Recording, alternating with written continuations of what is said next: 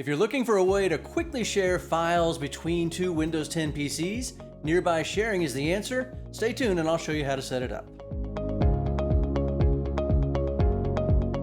All right, before we get started, if you like what you see here, make sure you subscribe to our channel and click that bell for notifications so you don't miss any of our upcoming videos. So let's get started setting up nearby sharing. Now, nearby sharing is very familiar for you iOS people out there. You might have heard something called AirDrop, right? It gives me the ability to share files between devices really quickly and easily. Well, this is Microsoft's solution to that same problem, right? How can I share something between another device really quickly? It's called nearby sharing. It's built into Windows 10. It's nothing you have to go and get and download. You just have to be on the latest version. Well, really version 1809 or later, and you'll have this capability. It's not turned on by default. You will have to turn it on. And it uses either Bluetooth or Wi-Fi to connect to other Windows 10 devices and allows you to share files, as well as pictures and even links to websites between devices. So if you're trying to share something with somebody else in the house or a coworker, or maybe you have multiple devices and you want to finish reading something on another device, right? Quick, easy way to get it from one device to the other. And it's simply a matter of clicking a couple things to get it set up. So join me on my screen here, and I'm going to show you how to set it up. What you would do to turn this feature on is go to your bottom right-hand corner down in your taskbar. You'll see that little kind of a box. Mine currently has a moon on it. That is my my notifications, my quick notifications area. And if I open that up, sometimes this will be collapsed and you might not see it down here. Click expand. So you're seeing all of these options. And what you'll see is right here is one called nearby sharing. And that's it. We're just going to click on that. Oops, that went away. Let's bring that back. We're going to click on that and notice it now says it's turned on. And that was it, right? How easy is that? Now you need to do this on both devices. So whatever device you're going to be sharing with also has to do the same thing. Go to their quick notifications area and click on that nearby sharing to enable that feature. And I've already done it on another device here, so it's set up and ready to go. So now let's take a look at how we can actually share things between these two devices. So let's start with a file, right? So to share a file, go to File Explorer and find the file you want. So I'm going to find one of these scripts here. I'm going to say, hey, I want to continue working on this script on another device. So I'm simply going to right-click on that file, and I'm going to choose Share. See that highlighted right there. Now, when you open up that Share dialog box, it gives you a couple of options here. We can create links and email them to people. There's other ways I can share this, but we want to use nearby sharing, which doesn't show up by default here. So I'm going to click on this More Apps, this little guy right here. All right. And when I do that, and let me zoom back out so we can see that. All right.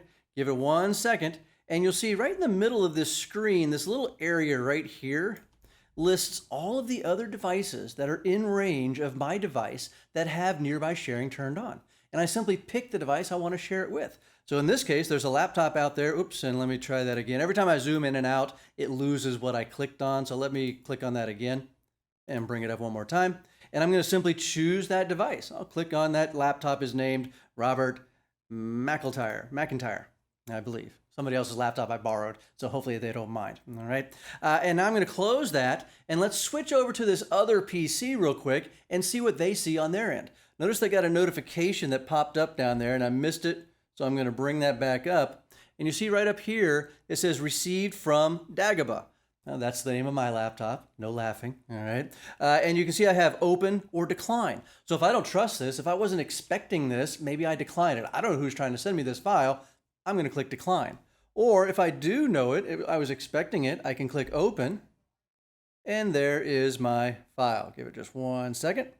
And there's my script. And now I can simply choose download to save it locally or whatever it is I want to do with that file. Pretty cool, right? All right, let's switch back over to the first laptop and take a look at how we can do pictures and links as well, because those are also supported by nearby sharing. So I've got my Photos app open, and that's the app you're going to use to do this. So it's a built-in app. Again, nothing to go get and download or install. The Photos app built in to Windows 10. Open up that Photos app.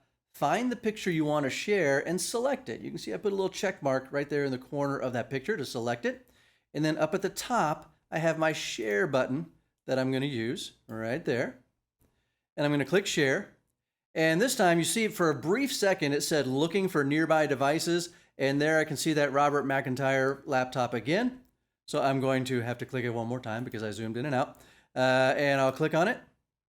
And then if we flip over to the other laptop, we will wait and see what happens. And there we go. On the other PC, I have a notification saying, hey, what do you want to do with this image? I can either choose save and open, right? Or I can simply save it and maybe open it later. I'm like, okay, they sent me the picture. I don't have time to look at it right now. Or again, I can decline if I wasn't expecting it. So if I click save and open, it should. It takes a minute. It's got to transfer that file depending if it's using Wi-Fi or Bluetooth and what your network speeds are. You can determine how long it's going to take and how big that file is as well. But there's the image. Now it's on that other machine and they can choose to save it, print it, edit it, whatever they want to do with that. So that is images. And then the last one I want to show you is links, because this is one that I find handy as well. There's several times I want to share a link with somebody or continue with a link on another device, another Windows 10 PC in my house. I moved from my laptop over to my desktop because the living room's too noisy, or something like that. So here I've got our IT Pro TV YouTube channel pulled up, one of the best channels out there, and I want to share it. So I'm going to, this one's hidden a little bit. There's these three little dots right over here, and that's where that share menu is at. We're going to click those dots, and then we're going to go down to share right down there. Yep, and again, we'll have to click on it one more time. We'll click share, and that should look familiar by now, right? It's the same screen no matter which app you're using, and you can see the laptop right in the middle. We'll click on that, and then if we flip over to the other PC, we'll give it just a second, and sure enough, there is the message. I can either open or decline, and if I choose open, there it goes. They are instantly taken to the IT Pro TV YouTube channel.